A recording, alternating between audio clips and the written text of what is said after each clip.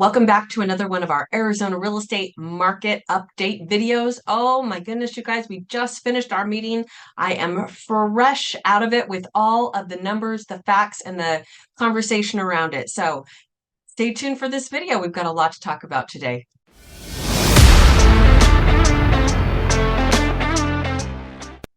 Hi everyone, I'm Katie Evans, owner and lead agent of the Living 48 real estate team, and I'm so excited to have you back for another one of our this is May market updates, specifically in regards to the Arizona real estate market. So if you're looking at other markets, this one is specifically about Arizona. We're not talking about national news here. We're just talking Arizona numbers today.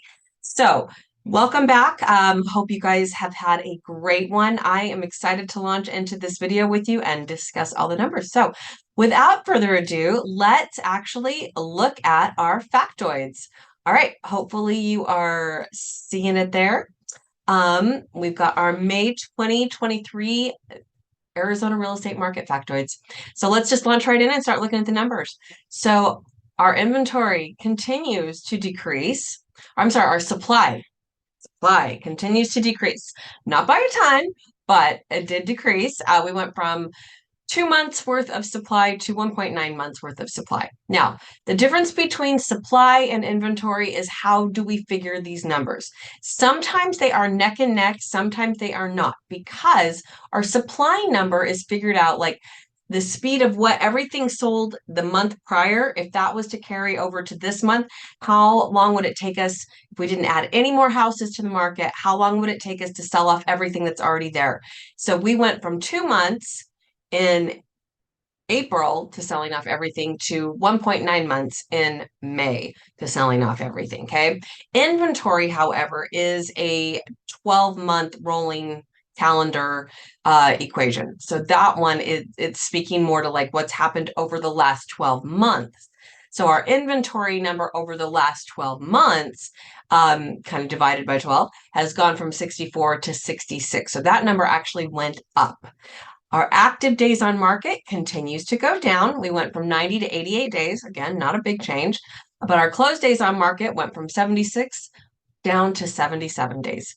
Now, again, not a big change, but still continues to go down. So market's picking up a little bit, you guys. We're starting to see that momentum start to happen, and we're going to talk about that in just a minute. Our active price per square foot is currently sitting at $357.50 per square foot versus our sold. You guys, this is a big delta between these two numbers. $280,007 per square foot. Now, again, we're talking, whole statewide numbers, but this is really what is kind of showing us that people are getting a little aggressive in their pricing right now. And if they want to get their house sold, they're having to adjust that price. That's also speaking to some of the days on market count, because once we hit a certain days on market, we start kind of looking at those houses going, why hasn't it sold?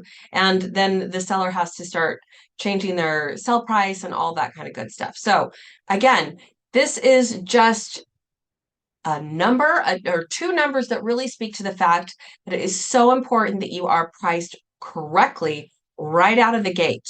You really, really, really don't want to be like just too aggressive in the market right now if you indeed want to get your house sold. All right, our average sold over the last 30 days, our average price sold was $554,400, and the median, again, two different ways of looking at numbers. The median sold for the last 30 days was 100,000. So average sold for the last 12 months, we went down a little bit, and that was 549,436.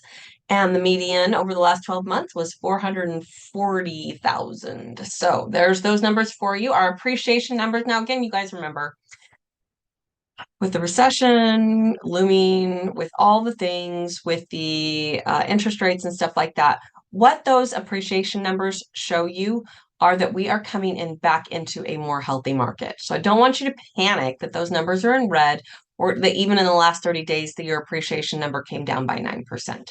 Okay, you gained so much appreciation over the last several years that coming down a little bit is not It's not taking money out of your pocket.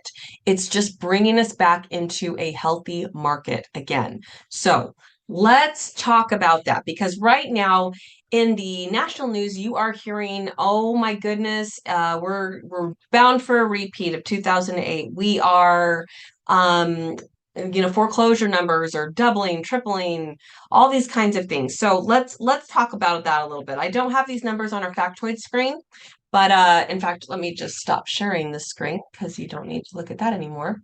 But I've got my handy dandy little piece of paper here with all my numbers. So, sorry, old lady glasses.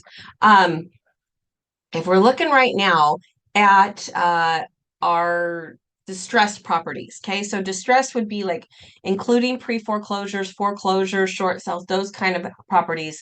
We went up just slightly last month and we're at 48 for the entire state.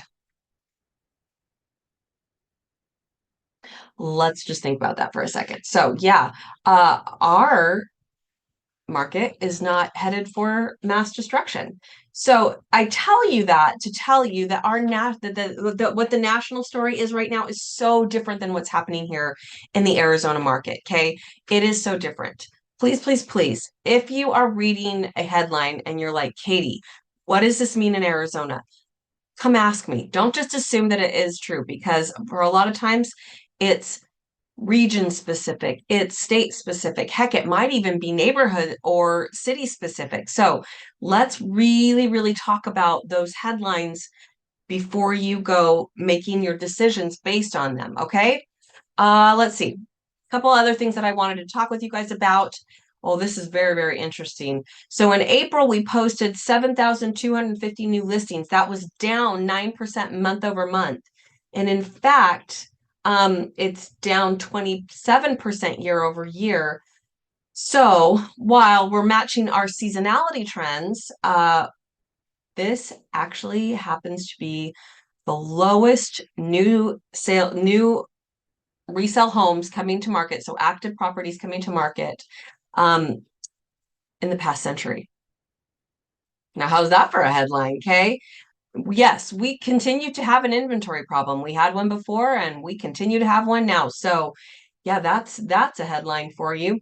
Now, what we do want you to know is that starting out in May, we actually had 10,047 properties under contract.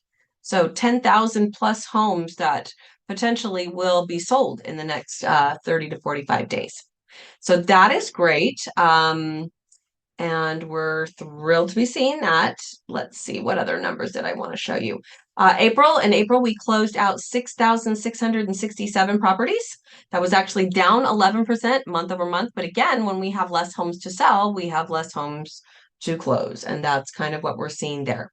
So that number in April, that 6,667 number was actually the lowest April since 2008. And if you will recall, April of 2008 was right as our crash was beginning. So where do we go from there? That's some interesting information. All right. We are starting to see the buyer demand take up.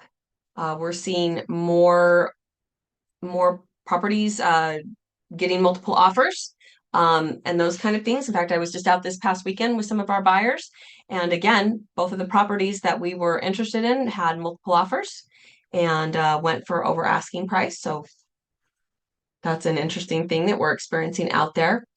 But as it's starting to heat up, our inventory levels are obviously not increasing. So what does that mean? You guys, it means it's still a tough market out there. And if you are a buyer, I don't want you to sit and wait. I want you to stop saying, oh, we're waiting for housing prices to fall. Here in Arizona, we do not anticipate, there is nothing on the horizon. Like I said, what did I say here? How many? 48 distressed properties, guys. That is not the sign of a market that is getting ready to do something crazy town, it like crash. And the fact that we are in the FHA range in the East Valley right now, we have less than a month worth of inventory. We have 0.9 months worth of inventory in the FHA lending range. So again, while demand is starting to increase, the inventory is not. What does that do to our values? It keeps them at least steady. If it doesn't push them any higher. So we're not going to see values come down. What I want to tell you is you can either work towards building your own wealth, paying your own mortgage, or you can continue to pay rent, pay off somebody else's mortgage, and build their wealth. It's time to start considering seriously, what do we need to do in order to get you into a home or into a home that you like or love that works for your family right now? Where do we need to start? What do we need to do to prep for that? So that is the conversation I want you to go have with those that matter in your world. And then I want you to come back and let's continue it with me. All right. Let's figure out how we're going to help you do that. Rent continues to go up. In fact, part of the conversation that we had today was around rents. And because I focus a lot on the East Valley, let's see. This month, the current average single family residence, the rent for a single family home is $2,391 a month. Okay, last month it was $2,335. Went up again. All right, that's not surprising. If you're looking at condos or townhomes or those kinds of things, those rents are right around $2,000 right now. So, what can we do to get you into a home now? The story is, and there was a prediction made by one of our lenders in the meeting that by the end of Q3, we should probably be seeing our interest rates in the low fives. We are not going to see twos. We are not going to see threes, and we may never see fours again in your lifetime. Okay. So right now they're a little bit higher than that. What's going to happen when they drop to five? What do you think that the potential buyers' reaction is going to be? They're going to be like, oh my gosh, let's go right now. You want to know what bidding wars feel like? We'll be back into those again. So how do you, if you're ready right now, take advantage of the fact that maybe fewer people are looking right now than they will be when the interest rates go down to five? What can you do? Well, let me just throw this as an idea past you.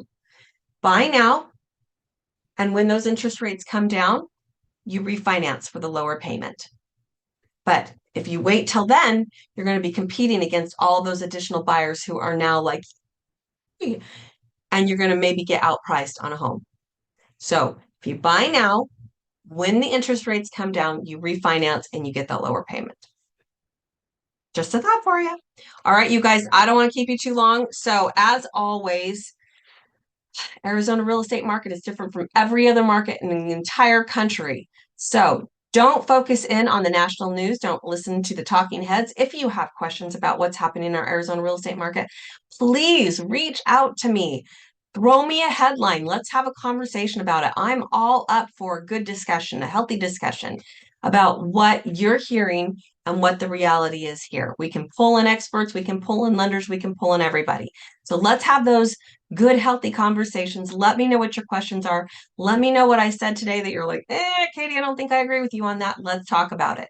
You can reach out to me directly at 480-415-1341. Or of course, you can always go over to our website, watch these and other videos over there, read our blogs. There's so much great stuff over there. You guys go check it out.